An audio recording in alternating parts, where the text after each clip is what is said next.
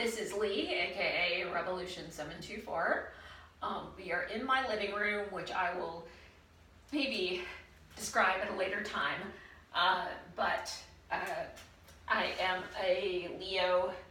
I am very connected with the sun, and my living room is kind of set up like a sunny day. So, of course, the walls are yellow, and I have this little vintage 60s clock that I found at a thrift shop for not very much money, but it doesn't keep time, but it is the sun. And actually my house is oriented such that the front is facing north, that side is east, that side is south, and apparently it's the afternoon in my house because the sun is in the west, but it hasn't set yet. Couple of disclaimers. First, I have cats. They're naughty. They're everywhere. This is Oliver Twist because he was a little orphan who showed up, and he bites. And he's gonna, probably feature in this video, and who knows what other little animals are gonna come through. This is my statue of Pygmalion, Galatea and Pygmalion. And this is my video. First of all, I am, disclaimers. First of all, I'm not a witch. I say that because I don't really practice witchcraft. But I am going to talk about some tools that sometimes people who practice witchcraft use. I have them because, or I'm in the process of creating them because I am studying Druidry. I'm becoming an aspirant at a Druid Grove, and Druids also use these kinds of tools. Second disclaimer, I am new at this. I have had an interest in paganism for a long time, but I have not really, let's say, committed until fairly recently. So I may say things or not know things or what have you. I'm early in my path. I welcome any input. So, and I'm sure that my perspective on things will change as I go along. Third thing, those of you who might be watching this who are not in the woo-woo community, for lack of a better term, I'm not crazy. I'm a bit neurotic. I do have some anxiety issues, but I'm not crazy. I'm not a person who is distrusting of science. Actually, a lot of what I think and practice has to do with, has a grounding in science. Maybe something that I will talk about more later. But yes, I am at least interested in astrology. I am very interested in the practice of Druidry, and yet I'm an educated person with a logical brain. So if that's something that you feel the need to comment on, that's my disclaimer there. And if you'd like to have a conversation, we can absolutely do that. So anyway, now to the point of the story, now that we're 4 minutes in. Thanks for bearing with me. I have been working on some tools. It's absolutely not necessary to have tools, whatever you practice. I think the going wisdom is that tools are something you may want, but they're not necessary. However, I wanted them. And I am a crafty, handy person. I fix things, I make things, I knit, I do other handmade things like that. So and it's very much tied into the idea of communicating your energy and communicating your will and intention, which are all very important things regardless of what you practice, to have your own hands on it. Plus, everything that I have here is something that comes from nature, which is really the heart and soul of Druidry. So, the first thing that I want to show, I'm going to approach with this. This is my wand. I just finished it. Woo! Okay, so is this Harry Potter? No, it is not. This is not something that I think of as like bibbidi bobbidi boo. This is the purpose of the wand is to direct energy. So if I were to be like setting out a space that I want to feel like I'm enclosed within an area where I can kind of let the barriers down and focus more on something spiritual, the wand is helpful for doing that. If I were to be sending out an intention, even though I don't really practice magic, the wand is useful for that. So let's say that you're my friend, you're going through a health crisis, I am sending you good wishes, and I know that you live basically to the east of me. And I point with the wand, and it kind of helps to focus and direct that energy. So I am sending you good wishes. It is a really good pointer.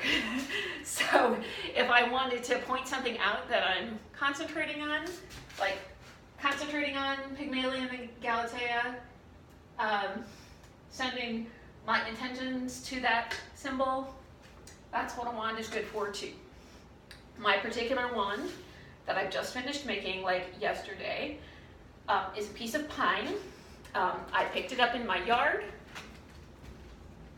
I have a crystal on the end of it. What I did to make it was I carved a little divot in the end to rest the crystal into. The crystal itself is citrine, which is also reflective of solar energy, the sun. It is wrapped in copper wire that I bought at the hardware store.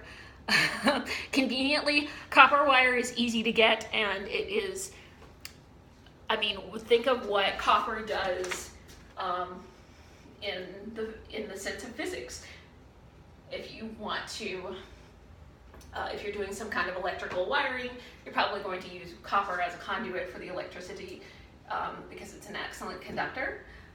This works, everything here works on the metaphorical level. So copper conducts electricity very well, which is to say that it conducts energy very well, which is to say that it kind of amplifies the intention of the wand. And I like it's got a nice, this creates a nice weight on the end of it, so it really feels like I'm really pointing.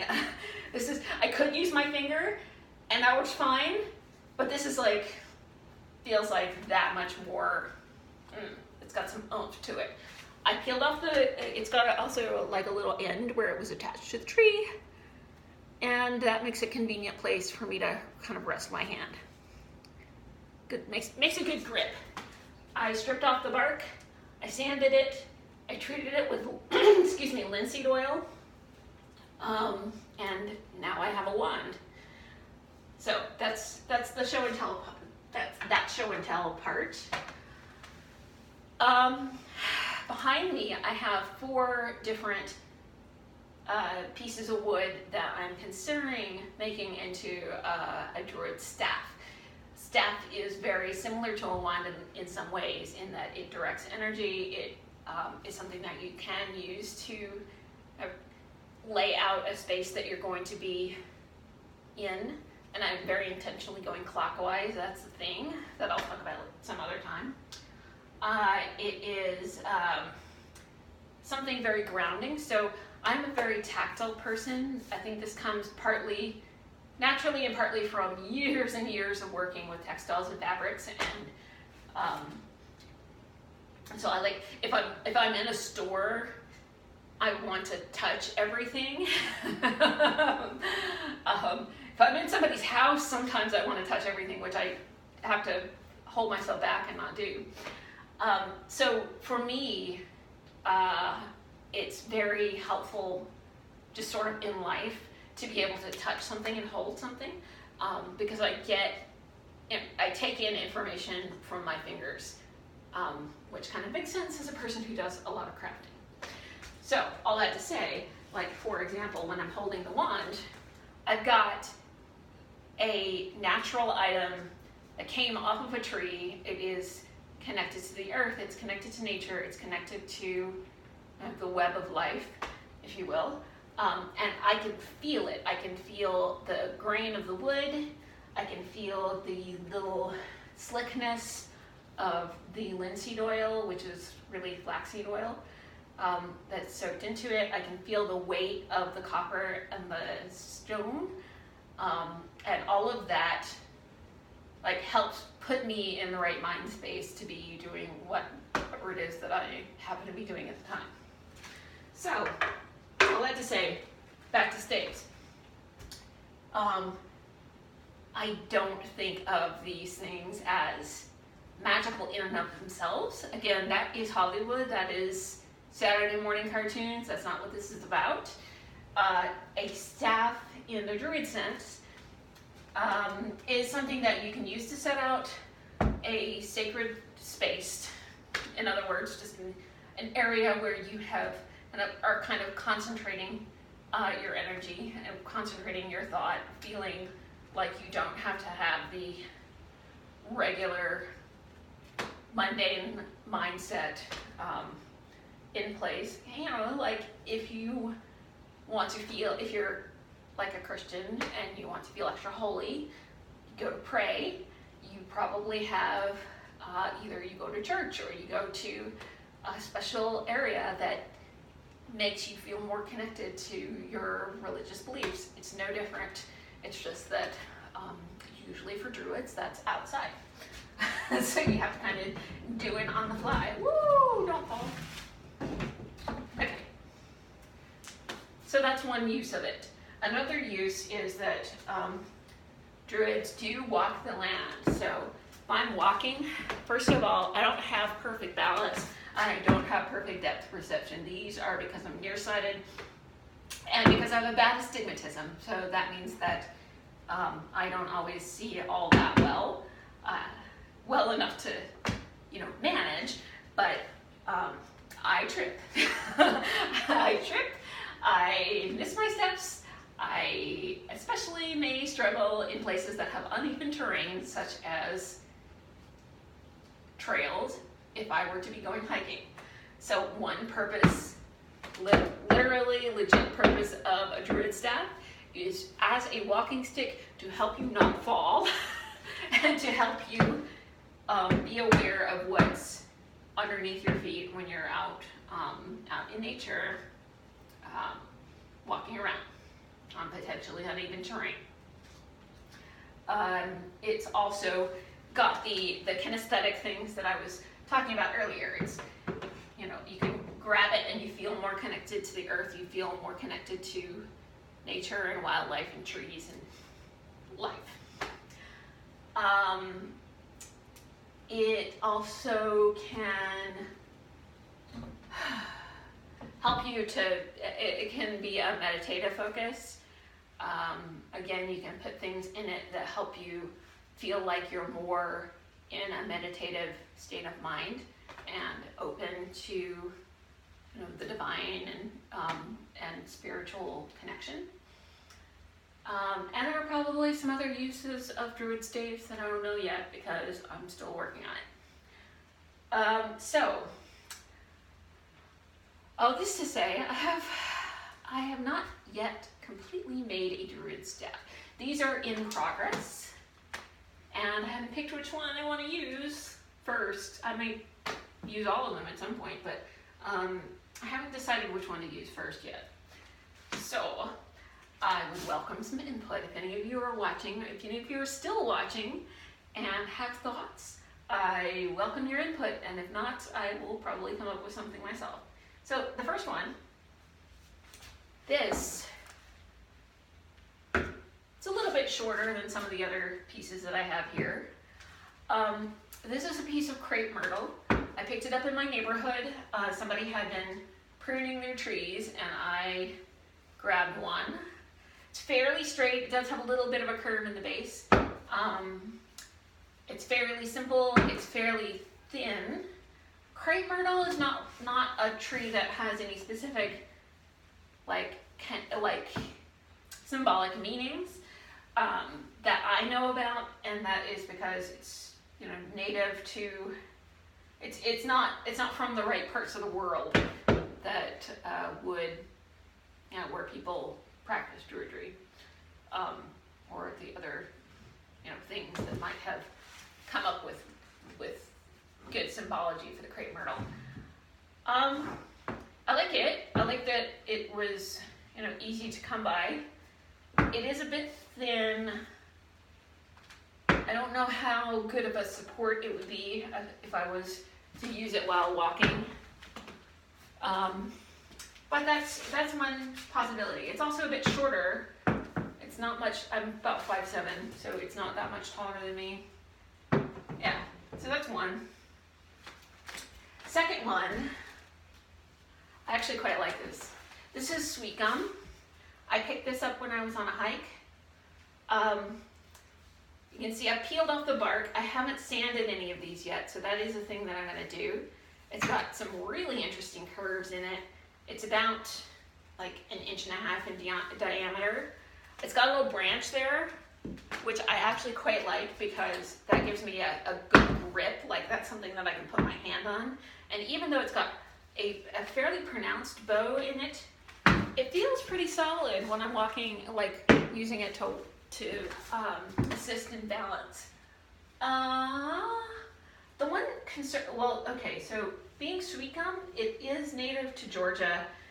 It's not something that would have any like old Celtic or whatever associations. However, I can come up with some, trust me.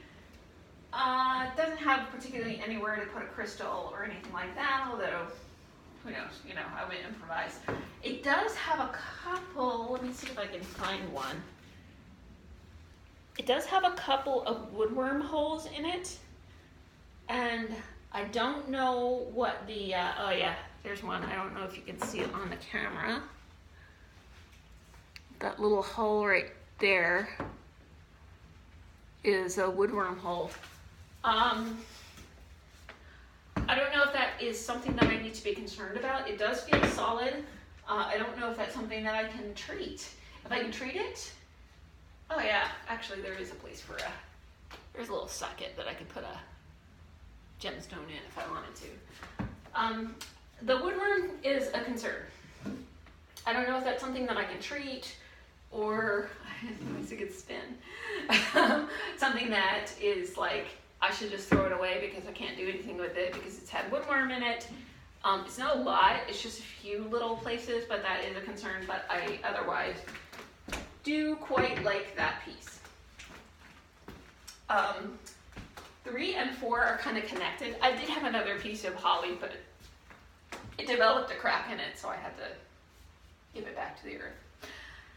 These two pieces are from the same holly tree in my yard. It is not what you would immediately think of as a holly tree. It's what's called a yaupon holly, which means it doesn't have thorns, but it is in fact in the holly family. Holly has some obvious associations with Celtic folklore and mythology and Druid practice. This one is fairly thin and fairly straight.